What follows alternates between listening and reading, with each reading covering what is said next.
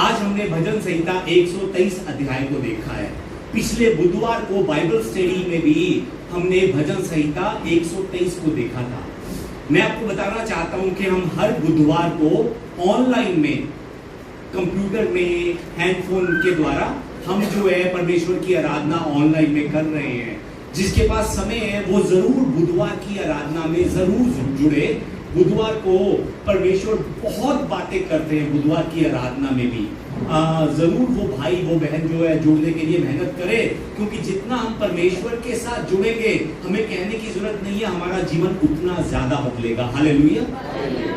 तो बुधवार को 6:30 बजे हमारी आराधना होती है ऑनलाइन में। आप घर में बैठे बैठे आराधना कर सकते हैं। तो उसके लिए जिसका फोन नंबर हमारे पास नहीं है वो अपना फोन नंबर जो है अपने ग्रुप के लीडर को जरूर बता दे, ताकि हम उनको लिंक भेज सकें और उस लिंक के द्वारा जुड़कर वो भी आराधना में हिस्सा ले सके।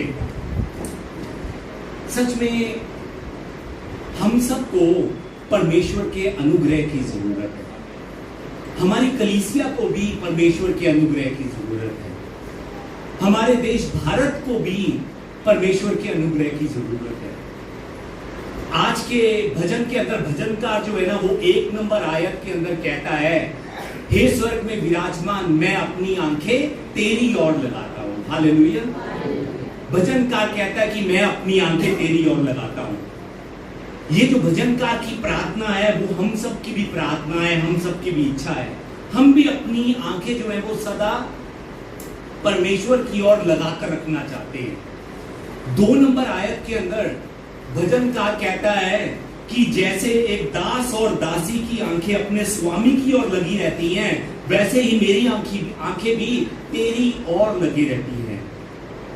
आपको मालूम है कि जो मालिक होता है ना, मालिक, वो अपने दास को सिर्फ अपने मुंह के द्वारा नहीं बताता, वो मालिक कभी कभी इशारों के द्वारा भी वो बताने की कोशिश करता है, अपने दास को समझाने की कोशिश करता है।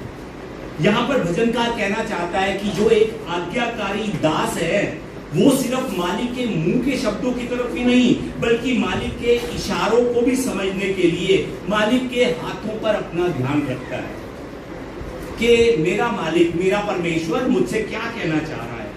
मतलब क्या हुआ इस बात का? मतलब ये हुआ कि वो आत्मा में सदा उठकर रहता है, आत्मा में सदा उठा हुआ रहता है।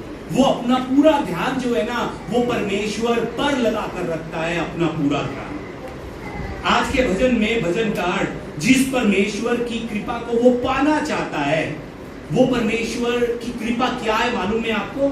वो परमेश्वर की कृपा जो आज के भजन में भजनकार पाना चाहता है वो है परमेश्वर का अनुग्रह।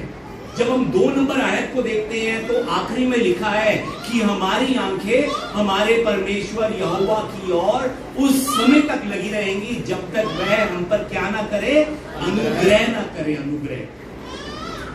भजनकार इस समय परमेश्वर के अनुग्रह को पाने के लिए प्रार्थना कर रहा है। भजनकार की आत्मा इस समय परमेश्वर के अनुग्रह को पाना चाहती है।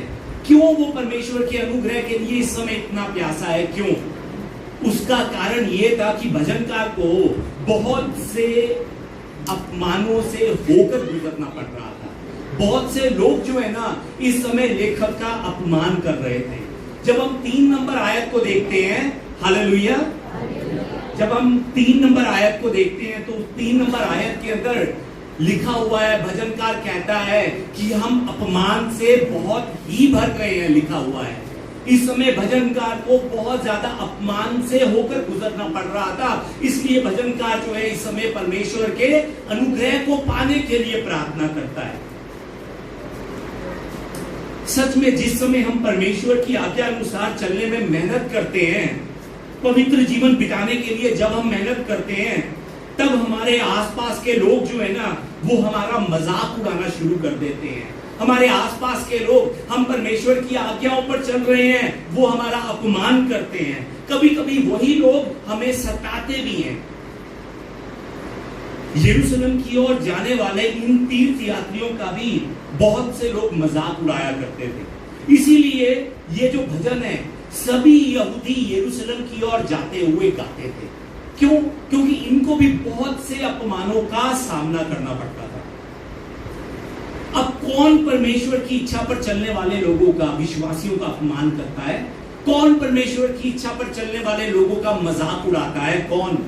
4 नंबर आयत में लिखा हुआ है, सुखी जीवन बिताने वाले लोग और अहंकारी लोग। अहंकार से भरे हुए ये जो 2 किस्म के लोग हैं ना, जो सुखी जीवन बिता रहे हैं और जो अहंकार से भरे हुए हैं, ये 2 लोग परमेश्वर के लोगों का अपमान करते हैं। इन अहंकारियों के पास, इन सुखी जीवन बिताने वाले लोगों के पास बहुत धन है, बहुत, उनके पास बहुत जमीनें हैं, उनके खेतों में भी भरपूरी कमाई होती है, उन्हें किसी भी बात की कमी नहीं है, घटी नहीं है। और संसार के दूसरे लोग भी जो है ना, वो भी इन अमीरों की तरफ देखकर इनके जैसा बनना चाहते हैं। मालूम है क्यों? क्योंकि उनके पास सब कुछ है, उन्हें ऐसा लगता है। अब ऐसे लोगों की नजर में परमेश्वर पर अपना विश्वास रखने वाले लोग, परमेश्वर पर अपनी आशा रखने वाले लोग, उन्हें मूर्ख लगते हैं, मूर्ख। इसलिए वो जो अहंकारी लोग हैं, वो जो सुख के साथ अपना जीवन बिताने वाले लोग हैं, वो परमेश्वर के लोगों को बेवकूफ समझते हैं, उनका मजाक उड़ाते हैं, उनका अपमान करते हैं। जो बात कर रहा हूं समझ पा रहे हैं? इतना अपमान सहने के बाद जो विश्वासी है, उसको क्या प्रार्थना करनी चाहिए?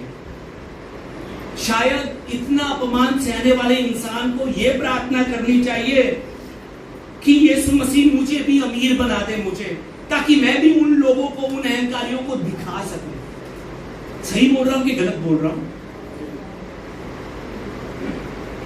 सच में दुख से भरे विश्वासी को क्या प्रार्थना करनी चाहिए? शायद ये कि परमेश्वर मुझे भी इतना दे ताकि मैं भी उन्हें बता सकूं। कब तक मुझे अपने सामने, कब तक मुझे इनके सामने, उन लोगों के सामने ऐसे झुककर रहना पड़ेगा? कब तक मुझे उनका अपमान जो है ना वो सहना पड़ेगा? कब तक शर्मिंदगी का जीवन जो है ना वो मुझे बिताना पड़ेगा? कब तक परमेश्वर, कब तक मुझे ऐसा शर्मिंदगी से भरा जीवन बिताना पड़ेगा? कब तक मुझे ऐसा अपमान सहना पड़ेगा?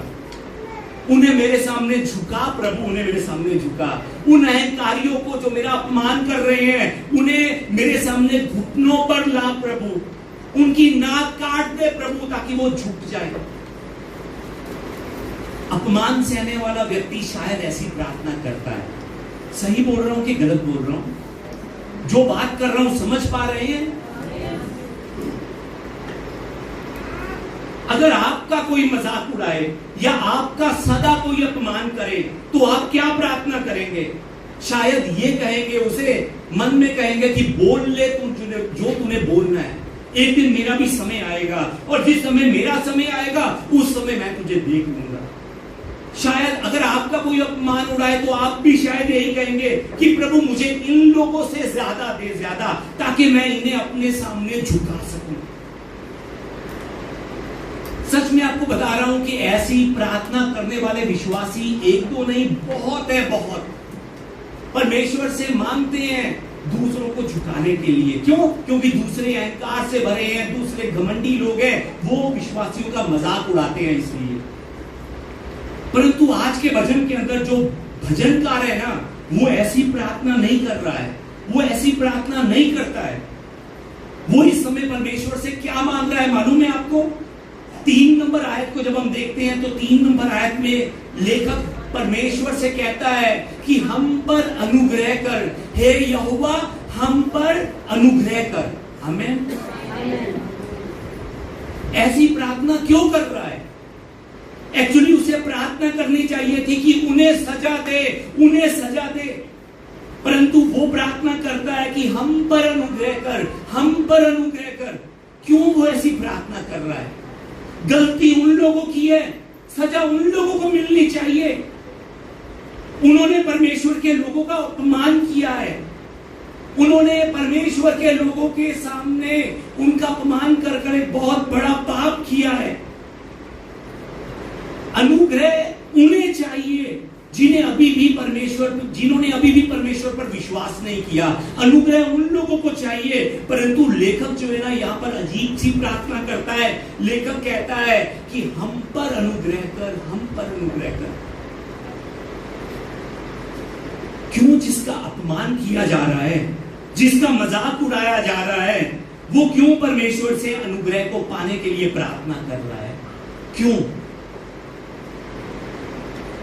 बुरा बोलने वाला नहीं है प्रार्थना कर रहा, अपमान करने वाला नहीं है प्रार्थना कर रहा, अपमान को सहने वाला ये प्रार्थना कर रहा है। क्यों एक सच्चा विश्वासी ऐसे समय में परमेश्वर के अनुग्रह को पाने के लिए प्रार्थना कर रहा है? क्यों? 3 नंबर आयत को आइए हम मिलकर एक बार पढ़े। 3 नंबर आयत को, हम पर अनुग्रह कर हे यहोवा, हम पर अनुग्रह कर, क्योंकि हम अपमान से बहुत ही भर गए हैं। 4 नंबर आयत में लेखक ये कहना चाह रहा है कि हमारा जीवन उन अमीरों की बातें सुनते सुनते, उन अहंकारियों के अपमान को सहते सहते हम सच में अब बहुत ही ज्यादा भर चुके हैं प्रभु, अब हमसे और नहीं सहा जाता, मैं अपमान से बहुत ही भर चुका हूं। लेखक ये प्रार्थना कर रहा है, प्रभु सच में अब मैं थक चुका हूं, प्रभु मुझ पर अनुग्रह कर, प्रभु हम पर अनुग्रह कर। क्यों ये प्रार्थना कर रहा है? क्यों? वो ये प्रार्थना इसलिए कर रहा है कि प्रभु कहीं पर मैं भी उनके अपमान को सहता सहता मैं भी उनके जैसा ना बन जाऊं, प्रभु उनके जैसा ना बन जाऊं। इसलिए प्रभु मुझ पर अनुग्रह कर, मुझ पर, हम पर अनुग्रह करने का मतलब है कि प्रभु हमारी सहायता कर कि उनकी बुराई का बदला मैं भी बुराई से ना दे सकूं। प्रभु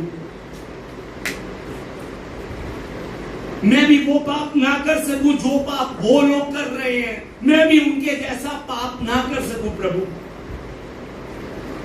सच में जिस समय लोग हमारा मजाक उड़ाते हैं, हम विश्वासियों का अपमान करते हैं, ऐसे समय में हमें परमेश्वर से प्रार्थना करनी है कि परमेश्वर हम पर अनुग्रह कर, हम पर अनुग्रह कर। उनकी बातें सुनते सुनते, उन नाविश्वासियों की बातों को सहते सहते कहीं हम भी उनके जैसे बुरे ना बन जाएं, हम भी अपने मुंह से वो बातें ना करें जो परमेश्वर को पसंद ना आए। इसलिए हमने भी प्रार्थना करनी है कि परमेश्वर हम पर अनुग्रह कर। आमेन। ऐसी घड़ी में जब हमारा अपमान हो रहा है, उस समय हम परमेश्वर हम पर अनुग्रह कर, ऐसी प्रार्थना कौन कर सकता है? अपमान सहने के बाद भी, अत्याचार सहने के बाद भी, परमेश्वर हम पर अनुग्रह कर, मैं इनके जैसी बुराई नहीं करना चाहता, जैसा ये कर रहे हैं मैं वैसा नहीं बनना चाहता। ऐसी प्रार्थना कौन कर सकता है? कौन अपमान को सहन करने के बाद उन लोगों को माफ करता हुआ परमेश्वर से प्रार्थना कर सकता है कि प्रभु मुझ पर अनुग्रह कर, मुझ पर? कौन ऐसी प्रार्थना कर सकता है? मैं आपको बताना चाहता हूं, सिर्फ वो इंसान ये प्रार्थना कर सकता है जो सच में परमेश्वर से बहुत ज्यादा प्यार करता है। जिसके प्यार में अभी भी कमी है, वो परमेश्वर से यह प्रार्थना नहीं करेगा, वो पत्थर के बदले में पत्थर फेंकेगा। जो अभी भी परमेश्वर को नहीं जानता, वो गाली के बदले में गाली देगा, वो थप्पड़ के बदले में थप्पड़ देगा।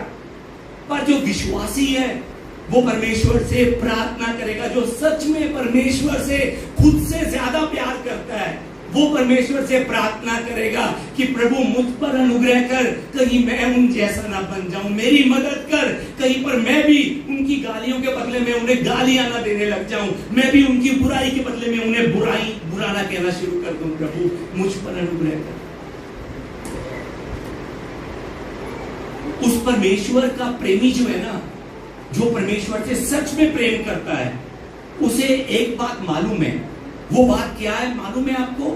वो बात ये है कि वो परमेश्वर का सच्चा प्रेमी जानता है कि सिर्फ वो लोग पापी नहीं है जो मुझे बुरा कर कह रहे हैं, मैं भी उन्हीं की तरह एक पापी हूं। मैं भी, सिर्फ वो लोग पापी नहीं है, मैं भी पापी हूं। मैं भी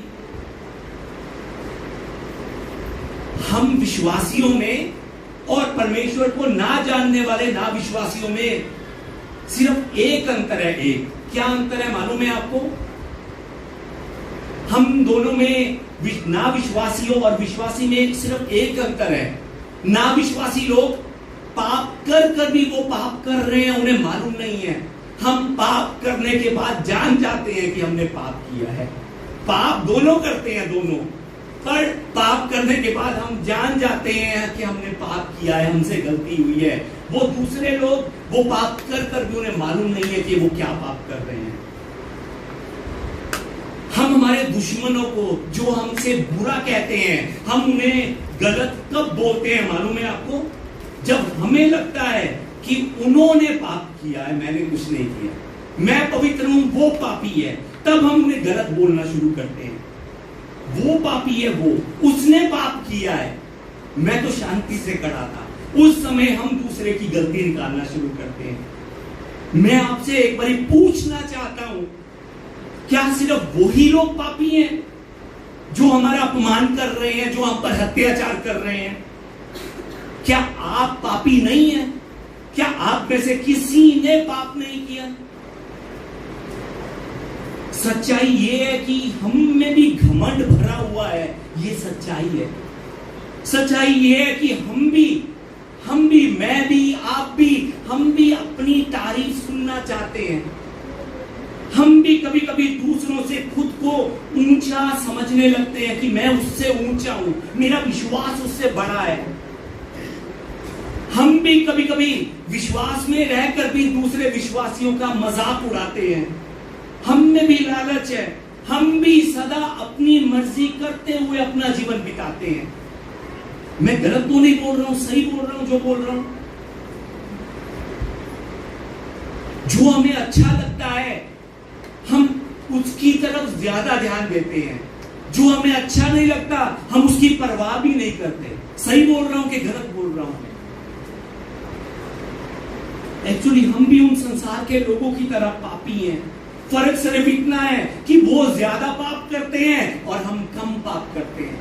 वो पाप कर कर भूल जाते हैं, हम पाप कर कर पश्चाताप करते हैं। सिर्फ ये फर्क है हम दोनों के अंदर, ना विश्वासी और विश्वासी के अंदर। अब परमेश्वर की नजर में पापी कौन है? ज्यादा पाप करने वाला पापी है कि थोड़ा पाप करने वाला पापी है? परमेश्वर की नजर में, परमेश्वर की नजर में दोनों पापी हैं, दोनों। किसने ज्यादा किया है, किसने कम किया है, परमेश्वर वो नहीं देखते। किसकी कमीज पर ज्यादा छिट्टे पड़े हुए हैं पाप के, किसकी कमीज पर कम छिट्टे पड़े हैं, परमेश्वर ये नहीं देखते। परमेश्वर ये देखते हैं कि इसने पाप किया है या नहीं किया। परमेश्वर की नजर में सब पापी हैं, सब। पवित्र शास्त्र में भी लिखा है सब पापी हैं, एक भी धर्मी नहीं है।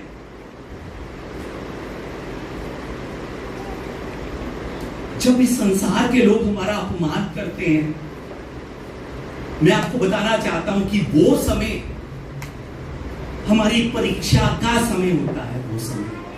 वो समय हमें खुद को जांचने का समय होता है। ऐसे समय में यदि हमें परीक्षा में विजय होना है तो हमें परमेश्वर का अनुग्रह चाहिए, धीरज चाहिए, सहन शक्ति चाहिए, सहन शक्ति। परमेश्वर की दया हमें चाहिए, तब हम उन अपनी परीक्षाओं में विजयी हो सकते हैं।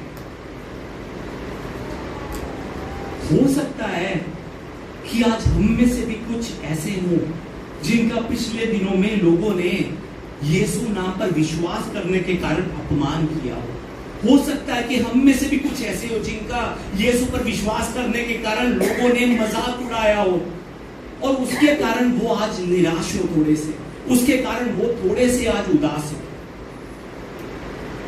उन सब विश्वासियों को जो उदासी और निराशा में है, उन्हें आज फिर से परमेश्वर के अनुग्रह की जरूरत है ताकि वो उन दूसरों जैसे ना बन सके। बुराई के बदले में वो भी बुराई ना दे सके, पाप के बदले में वो भी पाप ना कर सके। परमेश्वर का अनुग्रह जो है ना, वो हमें हर एक परीक्षा में जीतने का आशीर्वाद, जीतने की सामर्थ्य देता है। परमेश्वर का अनुग्रह, परमेश्वर का अनुग्रह हमें इस संसार में रहते हुए हमें यीशु के नाम से जीत दिलवाता है। चाइना में वॉन छी मान नाम के एक विश्वासी थे। एक दिन वो वॉन छी मान जो थे वो बहुत ज्यादा बीमार पड़ गए थे, बहुत ज्यादा बीमार पड़ गए थे। उस समय अपनी बीमारी में वो लगातार परमेश्वर से प्रार्थना करते हैं, परमेश्वर को कहते हैं कि प्रभु मुझे मेरी बीमारी से छुटकारा दे, मुझे मेरी बीमारी से छुटकारा दे, मैं मरने पर हूं, मुझे मेरी बीमारी से छुटकारा दे। यीशु के नाम से सब कुछ हो सकता है, मुझे विश्वास है। जिस समय वो लगातार प्रार्थना करते हैं उस समय परमेश्वर की आवाज उन्हें सुनाई देती है। परमेश्वर उनसे कहते हैं मेरा अनुग्रह तेरे लिए बहुत है। आमेन। परमेश्वर कहते हैं कि मेरा अनुग्रह तेरे लिए बहुत है, बहुत, मैं और तेरे लिए क्या करूं। पर वो लगातार वो अपनी जिद में, नहीं मैंने ठीक चंगाई पानी है, मैंने ठीक होना है, लगातार वो परमेश्वर से प्रार्थना करते हैं, बहुत प्रार्थनाएं करते हैं। दिन में 8-8, 9-9 घंटे लगातार प्रार्थना करते रहते हैं। एक दिन वो प्रार्थना बहुत कर थक गए थे और उन्हें भी नहीं पता लगा, उन्हें नींद आ गई। उस समय उन्होंने सपने में देखा कि वो एक किश्ती पर सवार होकर जा रहे हैं, एक समुद्र में है और एक किश्ती पर सवार होकर जा रहे हैं। और वो जो किश्ती है एक बहुत ही बड़ी चट्टान से टकराने वाली होती है। अब किश्ती अगर चट्टान से टकराएगी तो क्या होगा? किश्ती डूब जाएगी, टूट जाएगी। वो अपने सपने में उस चट्टान को देखकर फिर से परमेश्वर से सपने में प्रार्थना करते हैं कि प्रभु इस चट्टान को हटा दे, प्रभु इस चट्टान को हटा दे, मुझे बचा ले, प्रभु मुझे बचा ले। परंतु परमेश्वर जो है ना, उनके सपने में भी उस चट्टान को नहीं हटाते, परंतु उस समुद्र में वो पानी इतना भर देते हैं कि वो चट्टान समुद्र के पानी के बीच में डूब जाती है और उनकी किश्ती परमेश्वर के अनुग्रह से उस चट्टान के ऊपर से सुरक्षित निकल जाती है। उस समय उनकी जाग खुलती है और वो फिर से प्रार्थना करने लगते हैं कि प्रभु ये कैसा सपना था जो तूने मुझे दिखाया। उस सपने में वो जान जाते हैं कि प्रभु उन्हें कहना चाहते हैं कि तेरी बीमारियों में मेरा अनुग्रह और ज्यादा है, इस बात पर विश्वास कर। तू अगर इस संसार में जीवित है तब भी तू यीशु के साथ है, अगर तू इस संसार को छोड़कर जाएगा तब भी तू यीशु के साथ रहेगा। और तेरी बीमारियों से जीतने के लिए मेरा अनुग्रह तुझ पर बहुत है। परमेश्वर उसे समझा रहे थे कि तेरी बीमारियों से बढ़कर, तेरी परीक्षाओं से बढ़कर अगर तेरा ध्यान मेरे अनुग्रह की ओर लगा रहेगा तो बड़ी से बड़ी चट्टान भी परमेश्वर के अनुग्रह में ढक जाएगी। ये बात उनको समझा रहे थे। उस समय से वॉन छी मान ने अपनी परीक्षाओं में अपनी प्रार्थना को बदल दिया। उनके जीवन में बड़ी से बड़ी परीक्षा आती थी, वो अब ये नहीं प्रार्थना करते थे कि प्रभु इस परीक्षा को मुझसे दूर कर ले। वो सिर्फ एक प्रार्थना करते थे कि प्रभु मुझ पर अनुग्रह कर, मुझ पर अनुग्रह कर, मुझ पर अनुग्रह कर, ताकि मैं इन परीक्षाओं में डूब ना सकूं, ताकि मैं इन परीक्षाओं में भी परमेश्वर के अनुग्रह से भर सकूं और हर एक परीक्षा को मैं यीशु के नाम से हंसता हंसता सह सकूं।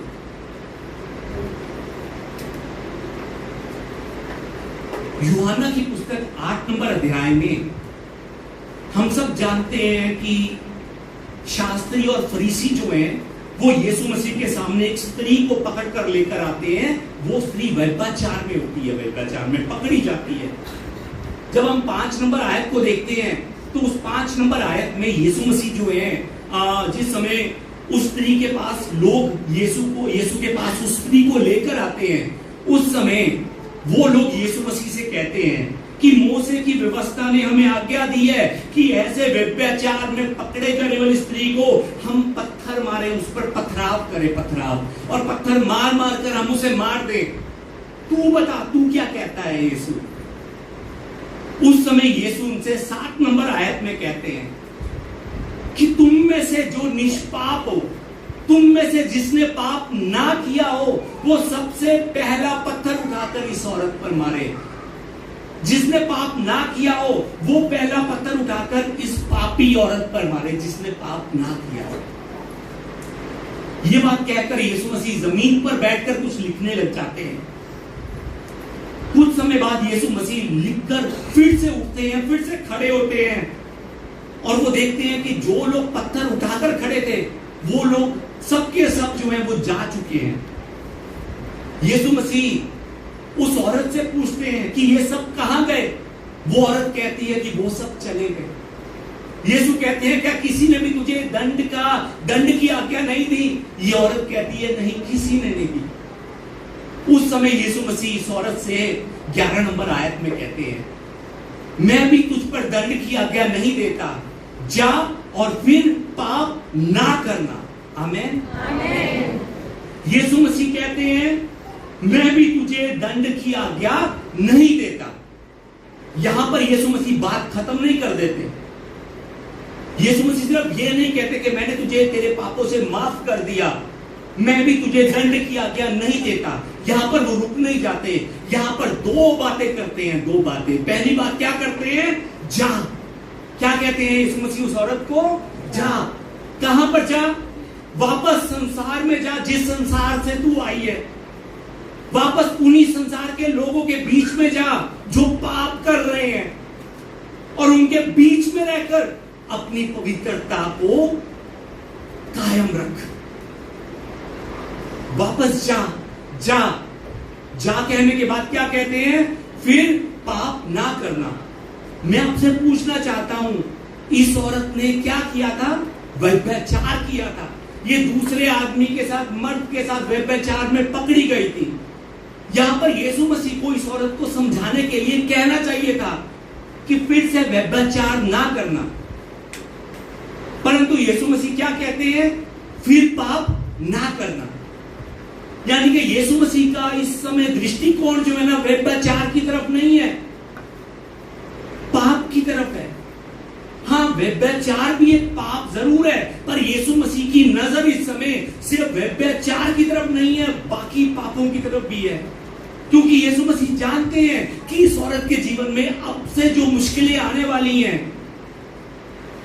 उसको ये कैसे संभालेगा, इसको अब से बहुत मुश्किलों से गुजरना पड़ेगा। तभी यीशु मसीह इस औरत को कहते हैं कि जा और फिर से पाप ना करना। मेरी सोच है कि इस औरत ने यीशु मसीह से अलग होने के बाद अपने पूरे जीवन में पाप नहीं किया होगा। एक बार इस औरत का जीवन सोच कर देखिए कैसा होगा। कैसा व्यभिचार में पकड़ी गई, बहुत लोगों ने पकड़ा, सड़क के चौराहे में बीच में खड़ा कर दिया। क्यों खड़ा किया? ताकि दूसरे लोग भी देख सके कि ये व्यभिचारिणी है। उसके बाद यीशु के अनुग्रह से इस औरत को जीवन दान मिला, ये वापस चली गई। क्या वापस जाने के बाद इस औरत के जीवन में मुश्किलें नहीं आई होंगी? क्या याद रखिए, अब उसके आसपास के लोग सब जान गए हैं कि ये वही औरत है जो कल परसों कुछ दिन पहले व्यभिचार में पकड़ी गई थी, जिसको चौरस्ते में खड़ा किया था। सब लोग जान गए हैं, सब लोग। वही लोग दूसरों को भी बता रहे होंगे, इस स्त्री का अपमान कर रहे होंगे, इस स्त्री का मजाक उड़ा रहे होंगे वो लोग। यीशु ने उस स्त्री को माफ कर दिया, परंतु वो लोग अभी भी उसका अपमान करते होंगे, अभी भी। उसके लोग जो है ना, संसार के लोग उसके उसी पुराने पाप को याद करते करते आपस में वो बातें करते होंगे, चुगलियां लगाते होंगे, उस औरत पर बार बार वो दोष लगाते होंगे। उस औरत के साथ में भी वो बैठते नहीं होंगे। क्यों? क्योंकि ये कुछ दिन पहले व्यभिचार में पकड़ी गई थी। इसलिए हो सकता है कि उस स्त्री को उन लोगों के कारण अपना शहर बदलकर दूसरे शहर में भी जाना पड़े। हो सकता है वो चली गई हो। मैं आपको कहना चाहता हूं कि ऐसे समय में वो स्त्री परमेश्वर से क्या प्रार्थना कर रही होगी कि परमेश्वर आप मेरा बदला लीजिए, ये प्रार्थना कर रही होगी। उन्हें मेरे सामने घुटने टिकाइए परमेश्वर, उन्हें मुझसे माफी मंगवाइए। क्या उसने ऐसी प्रार्थना की होगी? नहीं, बिल्कुल नहीं। उस स्त्री ने ऐसे समय में परमेश्वर से अनुग्रह को मांगा होगा कि परमेश्वर मुझ पर अनुग्रह कर। क्यों परमेश्वर से अनुग्रह को मांगा होगा? क्योंकि यीशु मसीह ने इस औरत को कहा था फिर पाप ना करना। ये औरत समझ गई थी, जान गई होगी कि दूसरों पर दोष लगाना भी पाप है, अपमान सहकर दूसरे का अपमान करना भी पाप है। ये औरत समझ गई होगी, इसीलिए ये औरत हर रोज परमेश्वर से प्रार्थना करती होगी कि परमेश्वर मुझ पर अनुग्रह कर, मुझ पर अनुग्रह कर। क्यों वो ऐसी प्रार्थना कर पा रही थी? क्यों? क्योंकि उसने यीशु के प्रेम का अनुभव अपने जीवन में कर लिया था। अपने जीवन में वो यीशु के प्रेम को जान चुकी थी। अब लोग चाहे उसका मजाक उड़ाएं, अब लोग चाहे उसका अपमान करें, उस स्त्री के मन में जो परमेश्वर ने उसे नया जीवन दिया है ना, वो उसमें परमेश्वर का धन्यवाद करती हुई संतुष्ट होगी, संतुष्ट। अब वो और परमेश्वर से क्या मांगेगी? सब कुछ तो परमेश्वर ने उसे दे दिया है, सब कुछ। उसकी शायद सिर्फ एक प्रार्थना होगी, एक प्रार्थना कि यीशु मुझ पर अपना अनुग्रह कर, मुझ पर अपना अनुग्रह कर, ताकि मैं फिर से कोई भी पाप ना कर सकूं। मुझ पर अपना अनुग्रह कर यीशु, मुझ पर अपना अनुग्रह कर, ताकि मैं धीरज रख सकूं, उन लोगों की बुराई के बदले में मैं भी बुराई ना कर सकूं। मुझ पर अनुग्रह कर, ताकि मैं भी उन लोगों जैसा दोष ना लगा सकूं। मुझ पर अनुग्रह कर। प्रेरितों के पुस्तक चैप्टर नंबर 7 में हम देखते हैं कि जिस समय लोग जो है सित्फनुस पर पथराव करते हैं, उस समय सित्फनुस जो है वो लगातार आत्मा में परिपूर्ण होकर प्रार्थना कर रहा था। लगातार वो प्रार्थना कर रहा होगा। क्या प्रार्थना कर रहा होगा? वचन में कुछ नहीं लिखा है। उसकी जगह पर खड़े होकर देखिए कि पूरे आसपास के लोग मिलकर आप पर पथराव कर रहे हैं। अब सित्फनुस से और आप पर लोग जो है पथराव कर रहे हैं। उसकी जगह पर खड़े होकर देखिए कि वो क्या प्रार्थना कर रहा होगा। शायद वो भी यही मन में प्रार्थना कर रहा होगा कि यीशु मुझ पर अनुग्रह कर, मुझ पर अनुग्रह कर। सच में वो ये प्रार्थना अपने मन में जरूर कर रहा होगा, तभी तो उसने उन लोगों के पत्थर का बदला पत्थर से नहीं दिया। अगर वो ये प्रार्थना ना करता तो वो भी उनको पत्थर मार रहे थे, वो भी उल्टा उनको पत्थर मारता। वो प्रार्थना करते हुए स्वर्ग की ओर देख रहा था और उसने देखा कि परमेश्वर के दाहिनी ओर यीशु मसीह खड़े हुए हैं।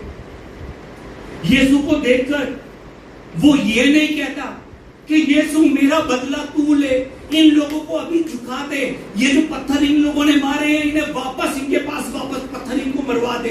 वो ये प्रार्थना नहीं करता। वो ऐसे समय में क्या प्रार्थना करता है मालूम है आपको? 59 और 60 नंबर आयत में लिखा है। वो पहली प्रार्थना करता है कि हे प्रभु यीशु मेरी आत्मा को ग्रहण कर प्रभु, और दूसरी प्रार्थना करता है कि इन लोगों के पापों को क्षमा कर दे प्रभु। ये जो पाप कर रहे हैं इन लोगों पर ये पाप मत लगा प्रभु, इन्हें नहीं मालूम है ये क्या कर रहे हैं। ऐसी प्रार्थना कौन कर सकता है? जो सच में परमेश्वर के अनुग्रह से भरा हो, जो हर समय परमेश्वर के अनुग्रह को पाने के लिए प्रार्थना करता हो। हालेलुया।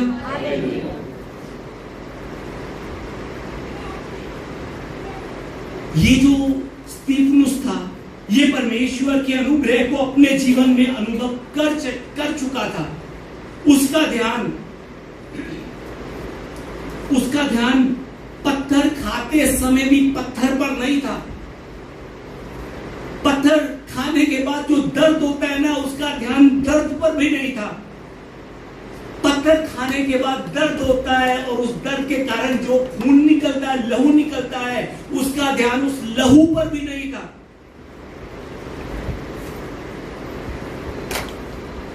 उसका ध्यान लोग उसके बारे में इस समय क्या गलत बोल रहे हैं उस पर भी नहीं था। उसका ध्यान किस पर था? यीशु मसीह पर था, यीशु मसीह पर। हालेलुया। क्या आप परमेश्वर के प्रेम का अनुभव कर चुके हैं जैसा सितमुखुस ने किया था? क्या वही परमेश्वर के प्रेम का अनुभव हम सब ने भी किया है? इस संसार में रहते हुए जब हम विश्वासी परमेश्वर की आज्ञा अनुसार चलते हैं तब बहुत से लोग हमारा मजाक उड़ाते हैं, हमारा अपमान करते हैं, हमें भी सताते हैं। उस परीक्षा की घड़ी में हमारे मन को संभाल कर रखने वाला परमेश्वर का अनुग्रह होता है। याद रखिए, हम सब ने अपने जीवन में परमेश्वर के अनुग्रह को पाया हुआ है। हमने पाना नहीं है, ऑलरेडी पाया हुआ है। वो अनुग्रह क्या है मालूम है आपको? वो परमेश्वर का अनुग्रह जो हमने पा लिया है, वो अनुग्रह वो है हमारे पापों के लिए क्रूस पर चढ़ाए गए यीशु मसीह। यीशु मसीह अनुग्रह है जो हमने अपने जीवन में पाया है। प्रभु के बहाए गए उस पवित्र लहू और इस पवित्र देह के द्वारा उन्होंने अपना अनुग्रह सब विश्वासियों पर कर दिया है। उस अनुग्रह के कारण आज वो हम में है और हम उनमें है। याद रखिए इस बात को। वो दाखलता है और हम डालियां हैं। इसीलिए अब संसार के लोग जितना मर्जी हमारा अपमान करें, जितना मर्जी हमें नीचा दिखाएं, जितना मर्जी हमारा मजाक उड़ाएं, हमें कोई परवाह नहीं है। कोई एक्चुअली मैं आपको बताना चाहता हूं कि वो लोग जो हमारा मजाक उड़ाते हैं ना, वो लोग बुरे नहीं है, उन्हें बुरा मत कहिए। परमेश्वर उनसे भी प्यार करता है। वो लोग बुरे नहीं है। शैतान उनके पीछे खड़ा होकर उन्हें बुरा बना रहा है, वो लोग बुरे नहीं है। शैतान का उनके द्वारा हमारी बुराई करने का कारण है। कारण वो कारण क्या है मालूम है आपको? शैतान उनके द्वारा हमारी बुराई इसलिए कर रहा है कि वो हमें गिरा सके, हमें भी उनके जैसा बना सके। शैतान का मकसद वो लोग नहीं है। क्यों? वो तो ऑलरेडी शैतान के चंगुल में फंसे हुए हैं। शैतान किसको अपने जाल में फंसाना चाहता है? जो परमेश्वर की आज्ञाओं पर चलने के लिए मेहनत कर रहा है। उन लोगों के द्वारा बुराई करवाकर वो हमें गिराना चाहता है। याद रखिए इस बात।